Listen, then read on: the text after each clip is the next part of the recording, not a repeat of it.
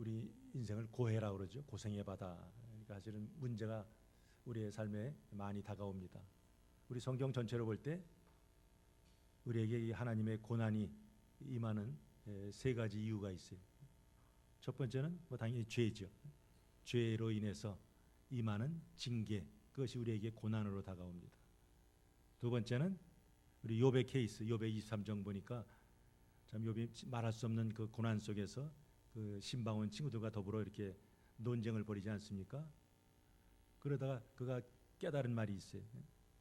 그가 나를 단련하신 후에는 내가 순금같이 정금같이 나오리라. 즉 우리에게 고난을 주시는 두 번째 이유는 우리를 믿음으로 연단하기 위해서, 우리 더욱더 믿음의 사람으로 만들기 위해서죠. 그리고 세 번째로는 나면서부터 소용된 사람에게 제자들이 묻습니다. 주님, 이 사람이 소용된 게 누구 죄 때문입니까? 본인의 죄입니까? 아니면 부모의 죄입니까? 그때 주님 뭐라고 말씀하십니까? 하나님이 하시고자 하는 일을 나타내려 함이라. 즉 하나님의 영광을 위해서 지금은 잠시 고난을 겪지만 이를 통해서 사람들이 와 이거 누가 하셨느냐 프레이즈 갓 하면서 하나님께 영광을 돌린다 그랬어요. 다시 한번 정리하면 죄로 인한 징계가 있고 믿음의 연단을 위해서 고난이 임하고 또 하나님의 영광을 위해서 때로 우리에게 고난이 임합니다. 지금 저희들이 계속 창세기 12장부터 아브라함을 살펴봅니다. 자, 아브라함에게 그의 인생의 여정 가운데 시험이 옵니다. 시험이 또 다른 각도로 보면 뭐예요? 그게 바로 고난이죠. 하나님께서 왜 아브라함을 이렇게 시험하십니까? 혹은 연단하십니까? 혹은 고난을 주십니까? 그것 통해서 아브라함을 더욱더 믿음의 사람으로 장차그는 믿음의 조상이 될 사람이에요. 그러나 가나안 땅에 이제 막 온 아브라함은 하나님 보시기에 너무나 믿음이 연약했어요. 그래서 이런 연단을 통해서 수많은 시험 문제를 풀기 위해서 그의 실력을 향상시키려고 하는 하나님의 의도가 담겨져 있습니다. 자, 오늘 여기 처음 참석하시는 분 있으니까 간단하게 한번 그동안에 한번 요약합니다. 자, 하나님께서는 갈대아 우르에서 아브라함에게 나타나셨습니다. 내가 지시하는 곳으로 가라. 자, 그런 속에서 아브라함이 자기 아버지와 함께 데라와 함께 하란으로 올라갑니다. 자, 그러나 웬일인지 아버지가 거기서 떠나지 않습니다. 그러다가 아버지가 죽으니까 하나님께서 두 번째 나타나셨어요. 내가 지시하는 곳으로 가라. 그때서야 이 아브라함이 이제 가나안에 오게 됩니다. 자, 그때부터 본격적인 아브라함의 믿음의 여정이 시작됩니다. 자, 그 가나안 땅에서 하나님 주신 첫 번째 문제가 뭐예요? 기근. 요즘으로 따지면 재물이 없는 상황에서 과연 어떻게 할 것인가 하는 거죠. 아브라함의 해결책은 간단하죠. 애굽으로 가면 되지. 아브라함은 서양 사람들이 하는 대로 넓은 길로 가는 선택을 했다가 아주 처절한 실패를 경험했습니다. 자기 목숨을 염려하면서 두려움에 떨어야 했고 바로에게 아내를 빼앗기는 수모를 당했습니다. 자, 그러나 하나님의 구원 계획은 아브라함을 통해서 이루어지신 것이기에 하나님께서 간섭하셔서 애굽에서 그를 끄집어냈습니다. 하나님의 사명자들은 혹은 하나님의 택한 백성들은 역경 속에 그냥 내버리지 않으시고 꼭 끄집어내십니다. 자, 전화위복이 되어서 아브라함은 바로가 준 그 지창금을 가지고 그 수많은 육축과 은금을 가지고 가나안에 왔습니다. 그가 감격해서 아브라함은 처음 제단을 쌓았던 베델에 가서 거기서 다시 하나님께 예배를 드립니다. 실패는 했지만 그 애굽으로의 여정이 아브라함에 있어서는 믿음을 한 차원 업그레이드 시키는 그런 믿음이 자라는 그런 기회가 되었습니다.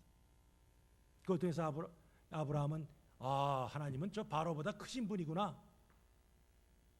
하나님의 지시 없이는 내가 약속의 땅 가나안을 떠나서는 안 되는구나 하는 것을 그가 깨달았습니다. 우리 13장에서 하나님께서 주신 두 번째 문제, 이제는 풍요죠. 풍요. 재물이 너무 많구나. 이럴 때 어떡하지 하는 거예요. 사실 그 문제는 아브라함과 롯이 함께 풀라고 주신 문제입니다.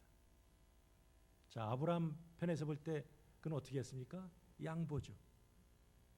조카 롯에게 먼저 선택권을 주었습니다. 내가 우하면 난 좌하고 내가 좌하면 난 우하리라. 자, 자칫하면은 아브라함이 가진 그 수많은 육축이 물이 부족하고 풀이 부족해서 죽을 수도 있는 그런 상황에서 아브라함은 하나님을 딱 붙들었어요. 그리고 기꺼이 양보했습니다. 자, 롯은 이 문제 어떻게 풉니까? 롯은 뭐 가나안, 뭐 그저 기근으로 찌든 땅, 물이 부족한 땅, 별로 재미없는 땅이었어요. 그런 가나안에서 아무런 가능성도 보지 못했습니다. 그러다 보니 아브라함의 제안을 받자마자 그는 그것을 떠나서 물이 넉넉하고 그래서 여호와의 동산 같고 자기가 얼마 전에 있었던 그 애굽 땅처럼 보이는 그 요단들을 향해서 자기 가축을 이끌고 떠났습니다. 근데 이 롯이 요단들에 계속 머문 게 아니라 시간이 흐르면서 저 남쪽 동네 저 소돔이 더 재밌겠는데 하면서 슬금슬금 그쪽으로 가다가 마침내 소돔 땅에 정착했습니다. 아브라함 어떻습니까? 이제는 눈에 보이는 대로 행동하려고 하지 않습니다. 그는 이제 믿음의 눈으로 봅니다. 그리고 하나님의 그 개입하심이 그의 삶 속에 이제 임할 것을 그는 믿음의 눈으로 바라봤어요. 그래서 가나안을 떠나지 않았어요. 하나님은 이 아브라함의 행동을 기뻐하셨습니다. 그래서 롯이 떠나자마자 바로 나타나셨어요. 그래서 그에게 땅과 자손의 약속을 재확인하십니다. 보이는 땅을 내가 너와 네 자손에게 주리라. 아브라함은 그 말씀 받으면서 아멘 했어요. 그래서 이제 그의 장막을 걷어서 저 남쪽 헤브론으로 옮기고 그곳에서 여월년에서 다시 제단을 쌓습니다. 자, 첫 번째 문제와 두 번째 문제 다 재물과 관련되어 있습니다. 믿음의 조상이 될 이 아브라함이 하나님과 재물 사이에서 누구를 택할 것인가 이것을 계속해서 하나님은 테스트하고 있어요. 그건 마찬가지죠. 오늘 저와 여러분들에게도 하나님께서는 우리를 테스트하시죠. 예수님이냐 만몬이냐 어느 것을 택할 것이냐 주님께서는 끊임없이 우리를 테스트하십니다. 자, 하나님의 시험은 계속됩니다. 자, 근데 하나님의 내시는 이 시험의 특징은 우리 요즘 학생들이 보는 시험과 같이 어떤 뭐 시험 일자, 시험 장소, 시험범에 대해서 미리 알려주지 않습니다. 그러니까 배운 것에 대해서 복습은 가능하지만 예습은 할 수 없어요. 그냥 삶의 현장에서 그 처한 상황을 통해서 문제가 주어지면 그러면 아브라함은 평소 갖고 있는 믿음이나 혹은 경험이나 실을 가지고 그 문제를 풀어야 합니다. 그런데 이 문제가 갈수록 우리 학생들도 마찬가지 아니에요. 학년이 올라갈수록 문제가 어려워지듯이 지금 아브라함에게 제시하는 문제가 조금씩 어려워집니다. 한 가지 상황을 놓고 여러 가지로 하나님께서 테스트하십니다. 그래서 이 창세기 14장은 두 주에 걸쳐서 살펴보려고 합니다. 자, 하나님께서 주신 세 번째 문제가 뭡니까? 조카 롯이 그돌라오멜 연합군에 의해서 포로로 붙잡혀갔다 하는 문제를 딱 주셨어요. 자, 아브라함도 이거 어떻게 풀 거야? 우리 결론부터 얘기하면 어떻게 풀었어요? 집에서 데리고 있던 318명을 데리고 쫓아가서 그들을 파하고 롯을 되찾아왔습니다.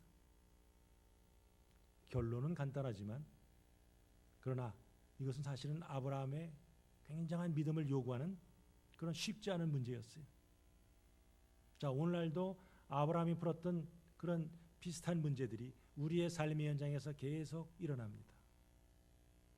그건 우리는 성경에 주시는 이 교훈, 성경에 나오는 이 어떤 그 진리, 이거는 초시간적이에요. 4,000년 전에 아브라함에 해당됐는데 요즘에 해당 안 돼. 그렇지 않아요. 성경의 이 진리는 시간을 넘어서서 시간을 초월해서 공간을 초월해서 언제 어디서나 적용이 됩니다. 이 성경적인 원리를 각자의 삶에 적용하면서 아브라함같이 하나님의 복을 받는 그런 믿음의 백성들이 되시기를 주님의 이름으로 축복합니다. 자, 아브라함의 행동을 우리가 이해하려면 본문에 나오는 이 전쟁에 대해서 우리가 알아야 합니다. 자, 오늘 좀 읽은 본문이 1절부터 16절이에요. 근데 1절부터 12절까지가 전쟁 얘기예요. 어떻게 이 모세가 이 글을 쓸 당시에 그냥 전쟁이 있었다, 잡혀갔네. 그때부터 얘기만 쓰면 되지. 왜 이렇게 앞부분에 서론이 긴가? 왜 전쟁에 대해서 이렇게 디테일하게 수많은 지명, 사람들의 이름, 족속들의 이름이 이렇게 언급될까? 우리가 그것을 한번 생각해 봐야죠. 자, 1절에 보니까 먼저 동방의 4개국이 이렇게 소개가 됩니다. 우리 같이 한번 지도를 보시겠어요? 이건 지도 보지 않으면 도대체 무슨 말인지 모양 그 이름의 나열에 그치죠. 자, 저 지도는 아브라함 당시에 중근동 지방의 지도입니다. 우리 지난번에 한번 보셨던 지도죠. 아브라함이 태어나고 자랐던 곳이 어디예요? 갈대아 우르죠. 우르가 이게 좀 흐려서 그런데 여기 우르가 있습니다. 여기서 아브라함이 지금 이런 빨간 라인을 따라서 쭉 왔다가 하란에서 하나님의 말씀을 듣고 쭉 내려와서 가나안까지 왔습니다. 이것이 바로 아브라함의 여정이죠. 바로 저 같은 여정을 따라서 오늘 4개국 연합군이 이제 쳐들어오죠. 자, 그런데 어떤 나라들이 오나 제일 먼저 보니까 신할 왕 아브라벨이라 그랬어요. 신할이 어딘가? 여기 바로 바벨론이라고 있죠. 바로 여기가 신할이라는 나라입니다. 자, 그 다음에 엘라살이라고 나옵니다. 자, 엘라살은 여기 지도에 나오지 않지만 하여튼 유프라테스 강과 티그리스 강 이 일대에 위치한 나라입니다. 그 다음에 세 번째로는 엘람. 당시 아브라함 당시에는 아주 최강국이었어요. 바로 엘람 여기 있죠. 요즘 따지면 이제 이란. 장차 여기서 무슨 나라가 돼요? 페르시아가 나오죠. 여기서는요 바벨론이 나오고. 그 다음에 네 번째로 고임 왕 디달이라. 고임이 어딘가? 바로 여기죠. 아수르. 그러니까 이 이름만 들어도 바벨론, 아수르, 페르시아 아주 쟁쟁한 그런 나라들이 여기 돼 있어요. 저 나라 연합군이 힘을 합쳐서 원정으로 온 거죠. 원정. 그래서 14년 전에 여기 와가지고 여기 있는 뭐 조그만 나라들 다 치고 정복을 시켰어요. 그랬더니 그 나라들이 이제 이렇게 조공을 바치게 됩니다. 자, 오늘 이 창세기는 뭐 성경의 처음 책이니까 처음 나오는 그런 단어들이 많이 나와요. 바로 이 14장에서 전쟁이란 단어가 처음 나옵니다. 근데 우리말 개역 성경을 보면 어느 단어가 전쟁인가 이렇게 쉽지 않죠. 그러나 2절 하반절에 보니까 소알 왕과 싸우니라 이렇게 번역이 되어 있어요. 그 말은 직역하면 전쟁이 일어나니라 이렇게 되죠. 자, 그러니까 이 동방 연합군이 이 메소포타미아 지방에 있는 이 4개국 연합군이 이 길을 따라 쭉 내려와서 이 사해 주변에 이 가나안 지방에 있는 여러 나라를 정복했어요. 자, 정복하니까 아이고 살려주세요 하면서 그 왕들이 뭐 합니까? 조공을 바치는 거죠. 오늘 본문 보니까 몇 년 동안 바쳤다고 그래요? 12년을 바쳤습니다. 12년 동안 조공 바치다가 이들이 생각할 때는 야, 이거 뭐 언제까지 우리가 바쳐야 되나? 우리 그만 바치자 하는 행동을 13년째 합니다. 자, 13년째 더 이상 우리 이제 조공 못 바쳐 하면서 버티는 거죠. 자, 그런데 여기서 여기까지 뭐 거리가 이게 뭐 1000km가 넘으니까 얼마나 뭡니까? 그러니까 뭐 금방 올 수는 없고 한 1년이 지났어요. 언제요? 14년째 되는 해. 그때 이제 정보를 온 거죠. 그야말로 국제전이죠. 국제전. 성경에 나오는 1차 세계대전. 이것이 바로 14년 전의 전쟁이고 이제 그들이 조공을 받지 않으니까 이제 두 번째 2차 대전을 위해서 지금 그돌라오멜 왕이 옆에 있는 큰 나라들 왕을 부추겨서 지금 쳐들어오는 거예요. 자, 그러면 이 북쪽에서부터 여기서 내려오면서 이제 팔레스타인 지방에 오게 됩니다. 자, 오면서 거기 보면 수많은 족속들이 있죠. 그것을 차례차례 치면서 지금 이 남쪽으로 지금 내려오고 있어요. 자, 제일 먼저 그 친 동네가 나옵니다. 자, 갈릴리 동쪽에 우리 다른 지도 하나 보겠어요. 두 번째 지도 이건 너무 크니까. 자, 이게 지금 그린 라인이 이거 뭐예요? 이게 쳐들어오는 그 길이죠. 경로. 여기서 제일 먼저 아스타롯 여기에 있는 족속 르바 족속을 칩니다. 그 다음에 여기 야복강이 여기 있고 아르논강이 있는데 요 사이에 여기 지도에 나오지 않지만 거기에 함이라는 동네가 있는데 거기에 수수족속이 있어요. 그래서 그걸 쳤어요. 그다음에 더 내려와서 뭐 기라다임, 샤오의 기라다임에서 M족속, 여기는 M임 이렇게 나오죠. M족속을 치고 쭉 내려와서 세일산에서 호리족속을 치고 그다음에 밑으로 쭉 내려갑니다. 그래서 여기가 엘반이라는 곳, 여기까지 쭉 밑으로 내려왔어요. 우리 모세가 출애굽할 때 밑으로 내려서 시내산에 들렀다가 올라가서 여기 바로 엘바란에서 어디로 올라갑니까? 가데스바나로 가죠. 가데스바나에서 바로 가면 가나안 땅이에요. 근데 우리 모세 때 가나안 땅에 바로 들어갔습니까? 아이 한 번도 안 가본데 어떻게 갑니까? 좀 정탐을 해야지. 해가지고 괜히 정탐꾼 보냈다가 이스라엘 백들이 제1세대가 뭐예요? 가데스바네까지 가서 다시 뒤로 빼서 뺑글뺑글 돌면서 38년 동안에 1세대는 다 죽고 말죠. 바로 그 가데스까지 이 동방연합군이 가서 가데스에 있는 아말렉 족속을 치고 그 다음에 그 옆으로 가서 아모리 족속을 치고 그 다음에 바로 소돔 고모라 여기 있습니다. 그래서 이제 그쪽으로 쭉 가는 거죠. 자, 근데 이 지역에 지금 이 시틴 골짜 여기에 역청이 있다 그래서 역청이 요즘 말은 뭐죠? 아스팔트 그냥 빠지고 그냥 푹푹 빠져서 힘든 역청 구덩이가 많았어요. 그러니까 소돔과 고모라 왕은 머리를 굴린 거죠. 아, 이놈들이 저 북쪽에서 쳐들어올 테니까 여기 시틴 골짜기 있으니까 우린 이쪽에 있으면 되겠다. 그러면 내려오다가 여기에 역청에 빠지겠지. 그렇게 생각했어요. 근데 구돌람에 일어나고 어떻습니까? 그들보다 한 수가 더 높았어요. 일리 오지 않고 어떻게 해요? 밑으로 돌아와서 거꾸로 돌아오죠. 거꾸로 돌아와서 뒤로 땅 칩니다. 자, 그러다 보니까 도망가려고 하는데 앞에 뭐가 있어요? 역청이 있죠. 원래는 거기에 그돌람의 연합군을 빠뜨리려고 했는데 오히려 자기들이 포위가 돼가지고 저 역청에 빠져서 소돔과 고모라 왕 그 군사들이 많이 죽습니다. 그리고 살아남은 자들은 이제 산으로 도망치고 맙니다. 자, 전쟁에서 진다는 것은 당시에 나라의 주권을 뺏길 뿐 아니라 그 나라에 있는 모든 것을 다 뺏깁니다. 재물도 뺏기고 사람도 뺏기고. 그러니까 동방연합군은 위에서 내려오면서 차례차례 가나안 동쪽에 요단강 동쪽에 있는 모든 족속들을 다 멸하고 밑에 있는 소돔과 고모라까지 멸한 다음에 그들이 가졌던 재물, 양식 전부 약탈하고 그러면서 누굴 또 데려갑니까? 아브라함의 조카인 롯, 그의 가족, 그들의 재물까지 다 뺏어갑니다. 자, 아까 말씀드린 같이 근데 모세가 왜 이렇게 전쟁의 기록을 상세하게 기록하고 있습니까? 요즘같이 인쇄가 발달하지 않고 가 손으로 써야 되는데 뭐 이렇게 힘들게 수많은 지형을 나열하면서 이렇게 쓰고 있습니까? 바로 가나안 동편의 그 수많은 나라들이 속수무책으로 당할 수밖에 없을 정도로 그 막강한 군사를 가진 그 동방연합군과 아브라함이 싸웠다. 이야, 이건 대단한 거야 하는 것을 강조하기 위함이죠. 객관적인 전력으로 볼 때 이 싸움은 처음부터 승산이 없어요. 한쪽은 연이은 전쟁에서 수많은 승리를 거두고 수많은 전리품을 그리고 포로를 획득한 막강한 큰 나라 4개국 연합군입니다.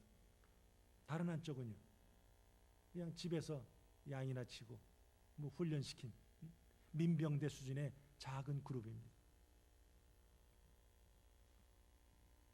하나님의 백성은 믿음에 따라서 행동하고 하나님을 항상 의지합니다. 그것이 성경 전체가 주는 교훈이죠. 롯이 눈에 보이는 것을 붙드는 동안에 아브라함은 하나님의 말씀을 붙들었어요. 롯이 소돔 땅에서 여기가 좋사오니 잘 먹고 쾌락을 즐기는 동안에 아브라함은 광야에서 믿음을 키웠습니다. 그 약속의 땅에 머물면서 아브라함은 열심히 하나님께 단을 쌓으면서 예배를 드렸습니다. 자, 그러던 어느 날 도망한 한 사람이 아브라함에게 왔습니다. 막 헐레벌떡 뛰어왔겠죠. 지금 동방연합군이 와서요 전부 다 그냥 다 쳐부시고 포로로 끌려갔는데 거기에 당신의 조카 롯이 있었습니다. 오늘 성경을 보니까 히브리라는 단어가 처음 나옵니다. 누구 가르쳐서 히브리라고 그래요? 13절 보니까 도망한 자가 와서 히브리 사람 알리니 그랬습니다. 자, 이 히브리 노아의 아들이 셋이 있습니다. 셈과 함과 야벳이 있는데 그 셈 계통의 민족을 가리켜서 이제 히브리라고 합니다. 이 히브리란 단어가 어디서 나왔나? 우리 창세기 전에 족보 살펴봤죠. 거기는 에벨이라는 단어가 있습니다. 에벨.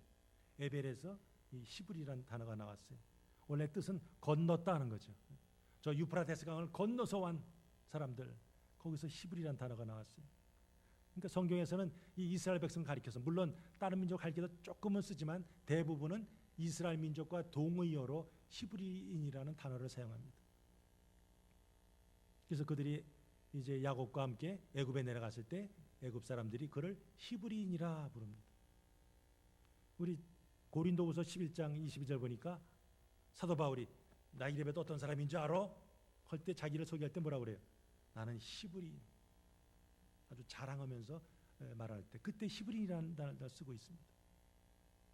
자, 근데 이 아브라함은 그때 어디 살았어요? 아모리 족속 그 땅에. 아직 아브라함은 지금 뭐 재산은 많지만 아직 부동산을 소유하지는 않았어요.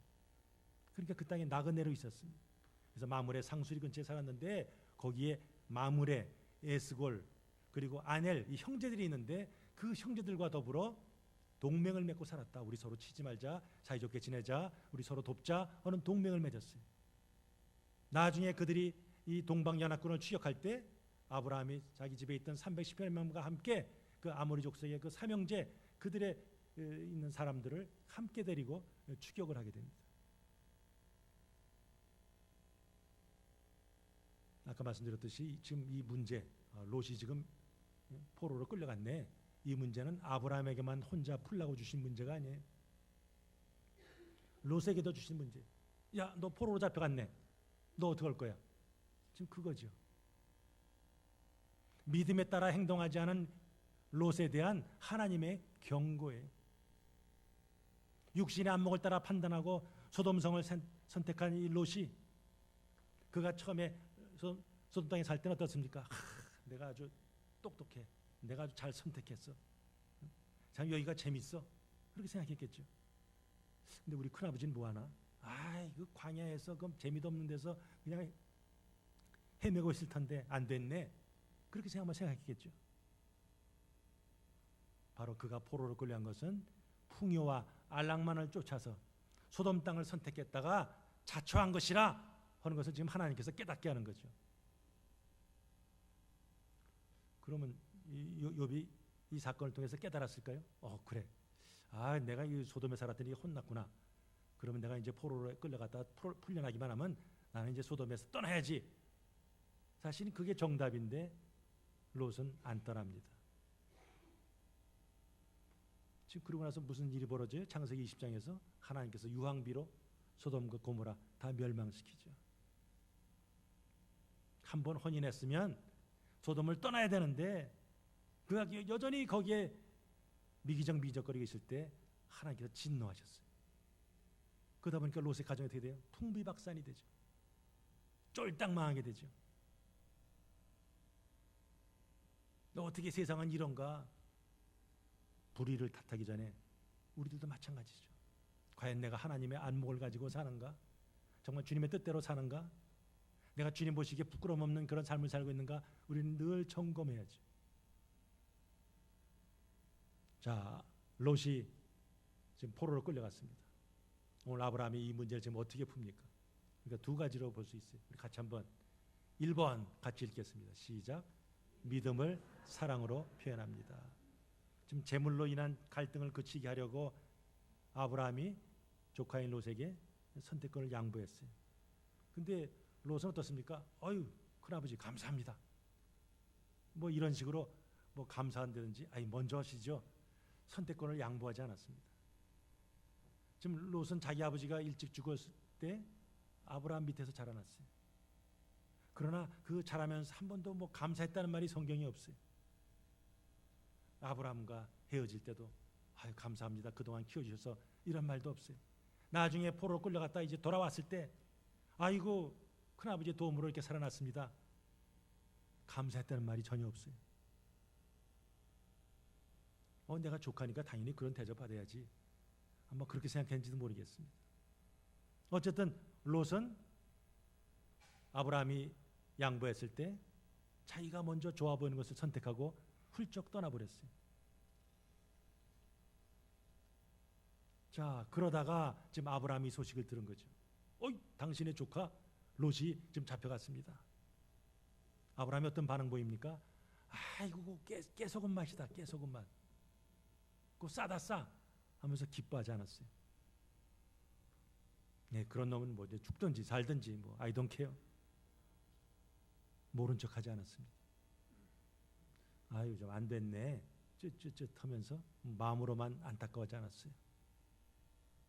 아브라함은 롯의 아픔을 자기의 아픔으로 여기고 롯을 구하겠다 하는 생각에 결연히 이렇습니다.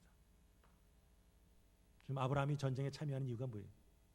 내가 데리고 있는 318명이 얼마나 싸움 잘하는데 전투력을 뭐 과시하기 위한 것도 아니고, 그걸 인해서 야, 아브라함이 저 나라 이겼네, 자기 이름을 드러내기 위해서 뭔가 영웅 심리가 발동해서 된 것이 아니죠. 그저 하나님을 향한 믿음, 그 어떻게든지 고난당한 조카를 건져보겠다는 그 사랑이 그 행동 속에 담겨져 있습니다. 하나님 믿는 사람은 형제가 당하는 그 고통, 그 슬픔에 무관심할 수 없습니다. 비록 자신에게 섭섭하게 했다 할지라도 그가 어려울 때 여전히 도움을 제공하는 것이 마땅합니다. 근데 사람들이 왜 섭섭하죠? 내가 베풀었으니까 너 갚아야지. 그 대가를 기대하는데 그게 이루어지지 않을 때 오히려 좋은 일 해놓고도 시험당하기도 하죠. 물론 믿는 자로서는 사랑을 받았으면 당연히 베풀어야죠. 아브라함은 하나님이 택하신 도구였어요. 아브라함으로 말미암아 고통당하고 상한 자를 구하기를 원하셨어요. 그래서 이 일로 인해서 아브라함은 더 큰 은혜를 이제 또 받게 됩니다. 자, 두 번째로는요. 2번 시작. 믿음을 행동으로 표현합니다. 자, 지금 집에서 길리고 훈련한 318명 그랬어요. 길리고가 무슨 말이에요? 우리 잘 쓰지 않는 말이죠. 쉽게 얘기하면 태어나고 하는 말이에요. 그 집에서 태어나서 자란 종 그대로 훈련시킨 거예요. 근데 뭐 이렇게 많이 훈련시킵니까? 아브라함은 아므리 족속들에게 있어서는 뭐예요? 외국인이죠. 나그네죠. 나그네. 과부, 고아, 나그네, 이것이 구약시대에 아주 소외받던, 멸시받던 세 그룹의 사람들 아닙니까? 나그네니까 저놈이 딴 동네에서 왔네. 근데 돈이 많네. 그럼 어떻게 합니까? 그냥 공격하고 뺏고 약탈하는 게 이게 비일비재했어요. 그러니까 아브라함은 좀 재산이 굉장히 많잖아요. 자구책으로 아마 스스로 무장했던 것 같습니다. 자, 이제 조카가 잡혔다는 소식을 듣고 그 318명과 함께 그 마물의 삼형제가 데리고 있는 그 사람들과 함께 이제 추기의 길을 나섭니다. 아까 말씀드린 같이 이 적은 인원을 가지고 4개국 그 큰 나라를 대적한다는 건 이건 사실 무모한 일이죠. 그런데 아브라함이 도대체 뭘 믿고 승산이 없어 보이는 이 싸움을 싸우려고 합니까? 자칫하면 그 싸움에서 조카를 구하기는커녕 자기의 생명마저 위태로울 수 있는 상황이죠. 우리는 세상의 경험이나 지식이나 뭐 상식을 의지해서 살아가려고 하지만 하나님은 때로 그것을 넘어서서 우리에게 어떤 믿음의 행동을 요구하실 때가 있어요. 자, 다윗과 골리앗 두 사람이 딱 싸우죠. 객관적인 전력을 볼 때 이건 당초에 뭐 상대가 안 되죠. 한 사람은 아주 역전도장이, 골리앗의 이름만 들어도 이스라엘 배들은 벌벌 떨고 싸울 의욕을 상실합니다. 그러나 다윗은 어떻습니까? 뭐 10대 목동, 얼굴도 발가스름하고 그냥 젊은 아주 청년이죠. 그가 싸움에 간다니까 사울이 자기 입던 갑옷을 야 네가 대신 입고 가라. 그러나 사울은 뭐예요? 보통 사람보다 키가 한 자나 더 큰. 그러니까 맞지가 않아요. 필요 없습니다. 난 그냥 평소에 목동에 입던 그 옷과 그런 도구를 가지고 싸우게 나가겠습니다. 그랬어요. 자, 자기에게 다가오는 그 다윗을 보면서 골리앗이 뭐라 그러죠? 내가 나를 개로 여기고 막대기를 가지고 내게 왔느냐? 오히려 막 그냥 분노해져. 자, 이에 다윗이 유명한 말을 합니다. 너는 칼과 창과 단창으로 내게 오거니와 나는 만군의 여호와 이름 곧 내가 모욕하는 이스라엘 군대 하나님의 이름으로 네게 가노라. 전쟁은 여호와께 속한 것인즉 그가 너희를 우리 손에 붙이리라. 이미 다윗도, 제가 여러 번 말씀드렸죠. 고대의 전쟁은 무슨 싸움이라고요? 신들의 싸움이죠. 신들의 싸움. 군인들은 그 앞에서 그냥 이렇게 움직여지는 사람이고 뒤에 조종하는 사람은 신들이에요. 신들. 바로 다윗은 그것을 알았어요. 우리를 주관하시는 신은 누구냐? 여호와 하나님이라. 근데 지금 저 블레셋 사람들이 그 여호와를 지금 모욕하고 있어요. 그러니까 전쟁은 여호와께 속한 것이라, 하나님께 이길게 하실 것이라, 그런 믿음을 가지고 담대하게 달려나가서 평소에 짐승을 잡던 그 물맷돌을 막 돌리죠. 휙 돌리다가 시작 하니까 돌멩이가 날아갑니다. 자, 지금 골리앗은 중무장했죠. 투구를 쓰고 칼, 창, 뭐 단창 다 가지고 옵니다. 그런데 뭐 얼굴은 봐야 되니까 가리지는 않았죠. 그때 돌멩이가 날아서 어떻게 해요? 야, 여기 급소, 야, 여기 눈 양옆이 거기에 그냥 돌이 꽉 박히죠. 그 자리에서 꼬꾸라집니다. 자, 객관적으로는 이거 상대가 되지 않는 싸움이에요. 그러나 하나님이 함께 하신다는 그런 믿음으로 첫 발을 딱 내딛니까 나머지 하나님께 책임지시는 거죠. 자, 누가 골리앗을 쓰러뜨렸어요? 사실은 다윗을 통해서 하나님이 쓰러뜨린 거죠. 이런 얘기는 뭐 성경에 너무 많이 나와요. 12회를 혈루증을 앓는 여인이 있습니다. 그 여인이 어떻게 고침받았어요? 예수님이 우리 동네 오셨네. 그러나 예수님은 가는 곳마다 뭐 이미 소문이 나서 인산이네. 예수님 근처에 갈 수도 없어요. 더구나 주로 예수님 오면 딱 누가 옆에 붙어요? 12제자 말고 남자들이죠. 남자들이 막 서로 어깨를 밀치고 그냥 예수님 가까이 가보려고. 지금 우리 예수님이 저 야이로의 집에 가신데, 야, 거기 한번 재밌는 거 한번 보자. 그냥 수많은 남자들이 그냥 예수님과 함께 갑니다. 자, 그런데 이 여인이 더구나 지난 12년 동안 피를 흘려서 창백하고 힘도 없는 여인이 어떻게 그 남자들을 제치고 예수님 갈 수 있습니까? 더구나 예수님은 나 잡아라 하면서 뭐 가만히 서 있는 게 아니라 뭐예요? 지금 움직이고 있어요. 움직이는 예수님, 더구나 그 여인이 어서 오세요 하면서 앞에서 딱 잡았어요. 뒤로 가서 예수님 잡았어요. 뒤로 가서 잡으려면 예수님보다 빨리 가야 되는데 그 많은 남자들을 제치고 어떻게 갑니까? 그러나 내가 저 예수님의 옷장을 만져도 나는 내 병이 나을 것이라는 그런 믿음을 가지고 첫 발을 딱 내디니까 뭐예요? 나머지 하나님께서 함께 하신 거지. 힘을 주셨어요. 어떻게 그 남자들을 제치고 만졌는지 성경에 설명은 없습니다. 그러나 분명한 것은 주님이 함께 하심으로, 하나님이 힘 주심으로 여인이 예수님의 옷장을 만졌더니 12년 동안 밑에서 피가 흐르던 그 혈루근이 똑 말랐어요. 그때 예수님이 여인에게 말씀하시죠. 딸아, 내 믿음이 너를 구원하였으니 평안히 갈지어다 선포하고 있습니다. 칭찬하시죠. 자, 지금 동방연합군이 승리에 도취해서, 야, 우리보다 싸움 잘하는 나라 나와봐. 연전연승, 기분이 좋아가지고 수많은 전리품을 가지고 지금 가고 있어요. 자, 아브라함이 뭐 정탐꾼을 보냈는지 하여튼 이 친구들이 지금 어디 있나? 그럼 어디 있다고 그래요? 단에 있다고 합니다. 단이 어디 있어요? 저 갈릴리 저 북쪽에 있는. 지금 아브라함은 어디 있어요? 저 남쪽에, 제일 남쪽에 헤브론에 있습니다. 거기서 거기까지 직선거리도 한 뭐 100마일 이상, 140마일 이렇게 떨어졌어요. 그럼 아브라함과 함께 한 자들이 말을 타든지 뭐 전문말 타겠어요? 뭐 도보로 뛰어가든지 며칠은 걸려야죠. 아니, 너무 먼데, 이거 괜히 떠났나? 이럴 수 있죠. 그러나 아브라함은 떠났어요. 물론 전면전으로 대낮에 그들과 싸웠다니 이길 수가 없으니까 야밤에 여러 그룹으로 나눠서 기습 공격을 합니다. 지금 이들은 승리에 취해서 술에 취해서 부어라 마셔라면서 막 하고 있을 때 갑자기 들이닥쳐가지고 그들을 혼란에 빠뜨리고 그들을 격파했어요. 그래서 그들이 뺏었던 모든 재물, 조카 롯과 그의 가족들, 그리고 다른 포로까지 데려왔습니다. 물론 아브라함이 싸웠어요. 누가 이기게 하신 거예요? 우리 오늘 본문 뭐 다음 주 살펴보겠지만, 그래도 오늘 본문에 다음 분에 20절에 보니까 누가 이 싸움을 이기겠나 하는 구절이 바로 그 살렘 왕 멜기세덱 아브라함이 전쟁에 승리하고 돌아왔을 때 그를 환영하면서 멜기세덱이 한 말이 있어요. 너의 대적을 내 손에 붙이신 지극히 높으신 하나님을 찬송할지어다 그랬어요. 하나님의 성령의 감동 가운데 멜기세덱이 도대체 이 전쟁이 어떻게 이긴 거야 이거? 누가 이겼지? 하나님이야 하면서 그걸 고백하는 거죠. 그러니까 아브라함도 마찬가지. 맞죠.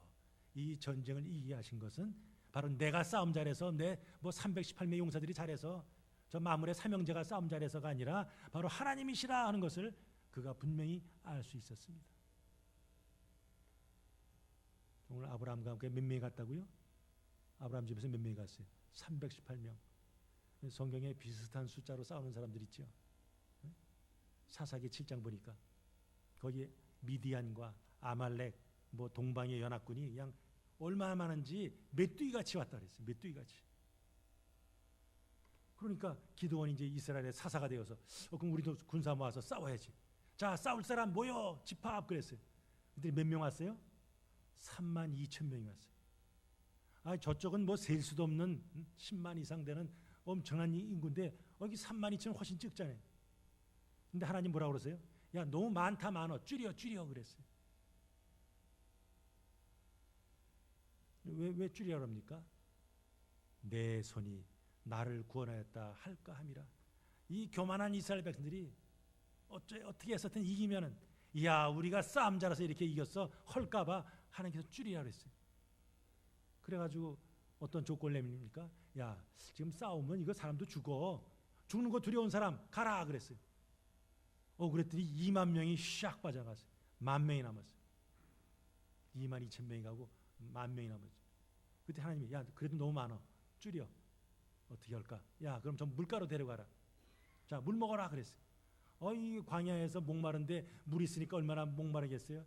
사람들이 그냥 10,000명이 되는 사람이 왁 달려가서 물을 먹습니다. 거기서 관찰하는 거예요. 물 어떻게 먹나? 대부분 사람들 어떻게 먹어요? 이거 목마른데 잘 됐네. 그냥 정신없이 물을 탁 끓고서 그냥 열심히 물을 먹습니다. 근데 어떤 사람들은 물을 먹긴 먹는데 앞을 딱 들여다보고 그대로 이렇게 상체만 낮춰가지고 물을 이렇게 핥아먹어요. 그때 하나님이 이 친구들 남겨. 몇 사람이에요? 그게 300명이죠. 다른 사람들은 뭐 물 먹느라 정신이 없어요. 저쪽에 대적이 쳐들어오면 어떡합니까? 근데 그 300명은 물을 먹으면서도 저쪽에 누가 오나 쫙 보면서 앉아서 이렇게 먹었더라. 300명 가져갑니다. 자, 그럼 하나님께서 그들에게 야, 너희들이 앞으로 싸울 거야. 내가 너희들에게 최신 무기 줄게. 뭐 이랬습니까? 뭐 들고 가라고 그래요? 항아리. 또요. 거기에 그 불. 이거 갖고 뭐 어떻게 싸웁니까? 그러나 싸우라니까 싸우는 거지. 가는 거지. 그래서 일제히 소리치고 그 항아리 빵 깨니까 어떻게 됩니까? 갑자기 혼비백산에서 자기들끼리 치고 그래서 물리쳤어요. 자, 그 싸움 누가 싸운 거예요? 기드온과 300명이 싸움 잘해서 그랬습니까? 하나님이 하신 거죠. 이스라엘 백성들이 전쟁할 때 그들의 힘이 아니라 하나님의 손에 의해서 승패가 갈린다는 것을 이미 아브라함 때부터 이 구약에 계속해서 보여주고 있어요. 바로 이 싸움, 아브라함이 지금 동방연합군과 싸우는 싸움은 이건 하나님의 전쟁이다 하는 거죠. 그들의 능력이 아니라 하나님의 능력에 의해서 좌우되는 그런 싸움이라 성전이죠. 성전. 하나님께서 하나님 백성을 위해서 직접 싸우시는 홀리 워 성전이라는 거죠. 그러니까 모세가 지금 이 전쟁을 기록한 이유가 뭡니까? 바로 이것은 하나님이 싸우는 전쟁이라. 그것을 오늘 21세기 그 전쟁이란 때부터 4천 후에 우리가 읽는 이유가 뭡니까? 우리 성도도 마찬가지다 하는 거죠. 우리 날마다 삶 속에서 신앙생활 내내 우리가 싸워야 되는 그런 전쟁이 있는데 그게 바로 영적인 전쟁이라 그것을 지금 예표로 보여주는 거예요. 그 영적인 전쟁에 승리하면 어떻게 될 것인가? 주님만 온전히 붙들어야지, 의지해야지 하는 것이죠. 저와 여러분도 마찬가지죠. 우리 예수님께서 이 땅에 오셨어요. 공생의 사역 시작할 때 마귀가 예수님 어떻게 합니까? 40일 굶주린 그 예수님에게 돌덩어리를 떡덩어리 되게 하라 하면서 유혹하죠. 3번에 걸쳐서. 바로 영적인 전쟁이죠. 예수님이 십자가대로 돌아가셨어요. 마귀는 만세 죽었네 이제 끝났네 내가 이겼다. 근데 어떻게 했어요? 사망의 권세를 깨뜨리시고 부활하셨어요. 예수님이 부활하셨기에 예수님을 믿는, 그래서 예수님과 연합된 우리도 이긴 자가 된 거죠. 근데 이겼다고 해서 우리 전쟁은 끝났네, 이제는 놀고 먹자, 이겁니까? 우리가 주님 앞에 나가는 그날까지 예수님의 십자가로 구원받은 성도들을 주님께서는 당신의 전쟁에 끊임없이 초청하는 거죠. 우리는 그리스도의 군사예요. 군사로 영적인 싸움을 싸라고 우리를 초청합니다. 그 싸움이 바로 우리에게 고난의 삶이고, 그게 바로 십자가의 삶입니다. 그럼 교회는 뭔가? 교회를 다양하게 믿는 사람들의 공동체, 그러나 그런 전투의 개념으로 보면 교회는 뭔가? 다른 사람을 유익을 위해서 자신의 손해를 기꺼이 감수하는 그 예수님의 사랑을 삶 속에서 보이도록 부름받은 성도들의 모임이죠. 그래서 사도 바울은 그럼 우리가 영적인 싸움을 날마다 싸워야 되는데 이거 어떻게 싸워야 되나? 에베소 6장 12절 보니까 우리의 씨름은, 그 씨름으로 번역된 단어는 원래 레슬링이죠. 레슬링. 배구, 탁구 이런 건 뭐예요? 이렇게 금고 놓고선 저긴 배드민턴, 저쪽 적군, 여긴 아군, 이렇게 싸우죠. 그럼 레슬링은 어떻게 합니까? 그냥 4강의 링에서 그냥 경계선 없이 뒹굴어 싸우는 거예요. 우리의 이 영적인 전쟁이 그렇다는 거죠. 우리의 씨름은 혈과 육을 상대하는 것이 아니요 통치자들과 권세들과 이 세상 주관자들과 하늘에 있는 악한 영들을 상대함이라. 그럼 보이지 않는 이 마귀의 싸움에서 우리가 어떻게 이길 것인가? 우리 힘으로 안 되지. 그래서 성도들이여 하나님의 전신갑주를 입으라 말씀하고 있어요. 근데 전신갑주를 입으라 해놓고선 구원의 투구, 여기 의의 흉배, 허리띠, 다 이거 뭐예요? 다 방어하는 거죠. 방어. 그 전신갑주를 입으면서 유일하게 하나님께서 공격무기 하나 주셨어요. 이게 뭡니까? 성령의 검, 곧 하나님의 말씀이죠. 그래서 저와 여러분들이 말씀에 더 진지해야죠. 말씀 더 붙들어야죠. 열심히 말씀 공부해야죠. 왜 나는 이렇게 변화가 안 될까? 왜 신앙생활이 이렇게 똑같을까? 그건 하나님 말씀 가까이 하지 않는 얘기죠. 말씀에 따라서 살고 말씀 묵상하고 말씀을 가지고 그 약속에 있는 그 약속을 가지고 기도하는데 변화되지 않는 거, 그게 기적이죠. 우리 성도들은, 이 자리에 계신 우리 성도들은 말씀을 무기로 삼고 세상을 향해서 정말 하나님의 전쟁을 싸우면서 주님이 주시는 승리를 때마다 시마다 맛보시기를 주님의 이름으로 축복합니다.